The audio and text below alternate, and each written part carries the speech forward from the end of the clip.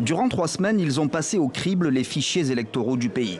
Les experts de l'Organisation internationale de la francophonie, avant les élections présidentielles et législatives très attendues du 23 décembre prochain. Et finalement, verdict de l'OIF, pas mal, mais peut mieux faire.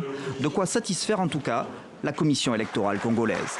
Oui, nous avons un fichier qui répond aux standards. Et ces standards, c'est l'exhaustivité, c'est l'inclusivité, c'est l'actualité.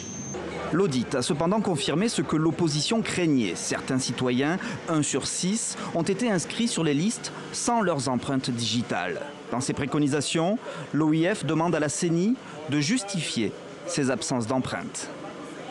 Il faut vraiment que la CENI approfondisse les investigations, surtout pour identifier les motifs réels de l'absence des empreintes digitales. Mais des empreintes digitales qui manquent, ça n'est pas illégal en RDC. Alors, ces électeurs, même mal identifiés, pourront tout de même voter. L'OIF a relevé également que certaines photos manquaient dans les dossiers d'inscription. Autant de problèmes qui inquiètent l'opposition.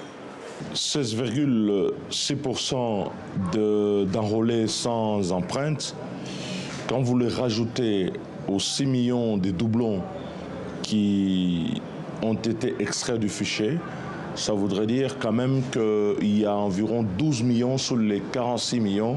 C'est beaucoup par rapport à la crédibilité et à la fiabilité de ce fichier.